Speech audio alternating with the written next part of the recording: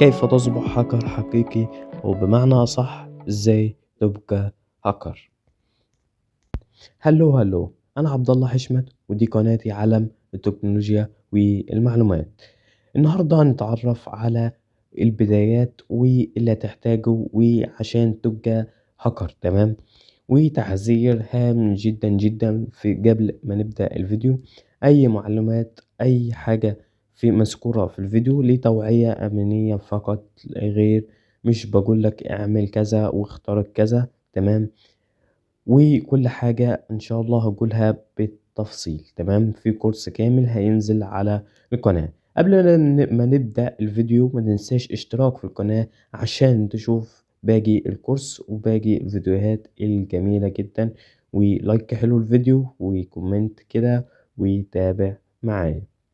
وحاجة بسيطة: مين هو أكبر هاكر شفته على الدنيا أو على مدى الحياة جه تعرفه؟ وأشهر هاكر أنت عرفته مين هو؟ وياريت تكتب اسمه في الكومنتات. أولا، نظام اللينكس. ونظام اللينكس اللي هو بيبتدي أو بيتحمل عليه كل حاجة. والنظام اللينكس ده تعلم نظام اللينكس ده من أهم الحاجة اللي انت ممكن تبدأ بيها الهاكر، لأن من غير ما تعرف نظام اللينكس ده مش هتعرف تعمل أي حاجة، لأن هو في كل حاجة. نظام اللينكس ده مش بتتعلمه كده وخلاص، نظام اللينكس ده ليه حاجات وليه تشفيرات وليه ليه اختراقات معينة اللي انت تستخدمه بيها. طيب ايه التشفيرة بتاعته؟ التشفيرة بتاعته سهلة جدا، هي لغات البرمجة. وزي ما احنا عارفين في لغات برمجة كتيرة، لكن في لغات برمجة هم 3 أو 4 بس اللي هتحتاجهم، 3 يعتبر، تمام؟ اللي عشان تبقى هاكر أو عشان تتعلم الهاكر الأخلاقي. تعالى دقيقة كده أخدك على جنب وأقولك كام حاجة حلوين. لازم تعرف إن الهاكر ده مش واحد بس، أو مش جميع الهاكر أو كل الهاكر أو الهاك مش زي بعض، لا، ده مختلفين تماما. في أنواع كتيرة من الهاكر طبعا، زي الهاكر الأخلاقي، زي الهاكر الأبيض، زي الهاكر الأحمر أو الأسود بمعنى أصح. الهاك الأخلاقي، تمام؟ الهاكر الأخلاقي ده مش بيخترق ناس أو مش بيخترق، ممكن يكون شغال مع شركات أو مع مباحث إلكترونية أو هكذا. الهاكر الأحمر أو الهاكر الأسود بمعنى أصح، ده هو بيخترق ناس كبيرة، ناس مهمة، وبيبيع معلوماتهم بفلوس كتيرة، أو برضو شركات أو هكذا. أما الهاكر أما الهاكر الأبيض وزي الهاكر الأخلاقي، بس إن ممكن يكون في شركات بتقوله هكرنا عشان تعرف الثغرة فين وتحميها، تمام؟ فعشان قبل ما نبدأ، مش كل الهاكر زي بعض، وما تخافش، انت محدش هيجي يهكرك او مفيش هاكر هيجي يهكرك، لان انت هما بيبقوا عايزين الناس الكبيرة او المهمة، فانت مش هتيجي، انت مش بالنسبة لهم اي حاجة، تمام؟ ومع احترامي ليك طبعا، تمام؟ لكن هم مثلا بيبقوا عايزين فلوس كتير جدا جدا حتى لو هكروك فانت مش هتقدر تدفع لهم الفلوس اللي هم طالبينها، فعشان كده بيجيبوا او بينجوا ناس اللي هم معاهم حسابات بنكية او هكذا وهكذا، تمام؟ معاهم حاجات كبيرة جدا، معاهم ملايين بمعنى أصح. تعال نكمل. تعال بقى تعلم لغات البرمجة. تعلم لغات البرمجة دي أهم حاجة عشان أنت تصبح هاكرا أو هاك.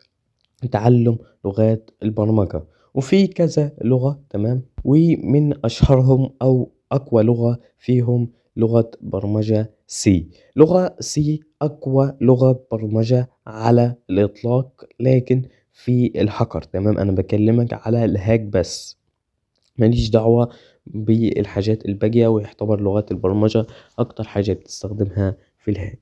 فأنت أول لغة تقدر تتعلمها هي اللغة سي، لأن من خلالها هتقدر تترجم اللينكس وتقدر تخترق بيها. تمام. في بعد كده كذا لغة تاني واللي هم يساعدوك على لغة سي، لكن من أقوى لغة سي، ولازم تركز على المعلومة دي، زي البايثون أو جاسر سكريبتس. تمام. أو لو أنت عايز تصمم برامج تمام بلغة سهلة، هي HTML برضو لغة برمجة سهلة وبسيطة، بس دي تحتاجها لو عايز تصمم برامج وكده. تمام. تعالى لتالت حاجة أو رابع حاجة، تعلم المبادئ الشبكية، ودي أهم حاجة أنت تقدر تتعلمها أول حاجة في المبادئ الشبكية، لأني لازم تعرف أنظمة التشغيل والمبادئ الشبكية. دي أول حاجة أنت ممكن تركز عليها. تمام. طيب أنت دلوقتي تمام، أنت اتعلمت ده كله أو أنت عايز تتعلم ده كله، هتتعلم إزاي وفين وتاخد كورسات فين؟ طيب تعالى أخدك في جولة سريعة كده أقولك.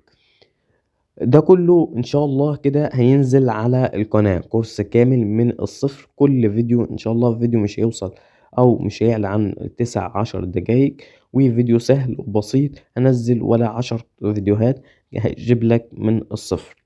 هتلاقي لغات برمجة، مبادئ الشبكات، تشفير، كل حاجة. تمام. هينزل على القناة بس بشرط صغير، الاقي في تفاعل على الفيديو ده وفي لايكات. تمام. كله يحط لايك على الفيديو او يكتب كومنت عشان ابدا انزل او ابدا اعمل الكورس. تمام. نشوف الناس هتحط او هتدعم الفيديو ده، لو دعمته يبقى الناس عايزة الكورس ده. يلا بينا نكمل. وتعلم المبادئ الشبكية زي VPN وغيره وغيره، ده كله من أهمهم. تمام. طيب دلوقتي عايز أقول حاجة، بس ده كله مش شرط لابتوب في البداية، مش شرط يكون معاك لابتوب. أنا دلوقتي بستخدم موبايل، مش شرط يكون معاك لابتوب في البداية. أنت تتعلم من التليفون أقل حاجة، أو يعني من الحاجات القليلة، وبعد كده لما تتطور بقى ابقى أو هات لابتوب واستخدم لابتوب. وأنا بنصحك إنك تعمل كده، ونصيحة مني في البداية. ده اللي هيظهر لك لما تيجي تختارك حاجة، فانت لازم تبقى متعلم كل اللي قلت عليه، عشان لما يظهر لك وكا زي كده ما تنصدمش وما تعرفش تعمل حاجة. فده كله لو اتعلمت اللي انا لسه هقول عليه واللي قلت عليه، فتقدر تعرف ايه اللي قدامك ده. نيجي بقى خامس او سادس حاجة، تعلم فن التشفير، ودي اهم حاجة هنقولها النهاردة.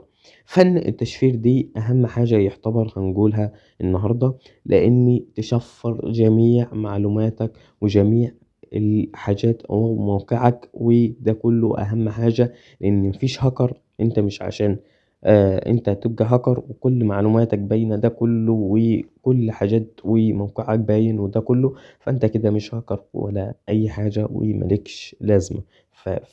تعلم فن التشفير ده من اهم الحاجات اللي انا هقولها او قلتها في الفيديو ده. وزي ما قلت كل حاجة تنزل بالتفصيل لو لقيت في تفاعل على الفيديو ده. وبرضه ما تنساش تدخل قناتنا اللي على التليجرام او الجروب اللي على التليجرام. تمام. هينزل فيه الحاجات او البرامج اللي هنحتاجها والحاجات او المواقع اللي هنحتاجها. تمام. هينزل على جروب التليجرام، سيب لك الرابط في وصف الفيديو، او جروب الواتس او اي حاجة، او الجروب المخصص لتعليم الهاكر عاملينه على تطبيق الواتساب، ولسه هعمل واحد على التليجرام. كل رابط دي هتلاقيها في وصف الفيديو. تمام. ادخل وإن شاء الله هتستفاد. تمام. وبكده أنا أكون خلصت الفيديو بتاع النهاردة اللي هو البداية وإزاي تبقى هاك. تمام. زي ما قلت إزاي تبقى هاك، دي معلومات أمانية فقط، أنا مش بوضح أي حاجة. تمام. فما تنساش تدعمنا. أنا عارف الفيديو ده خطر شوية على القناة، لكن ده حاجة مني ليكوا كده. تمام. فيديو مهم جدا جدا.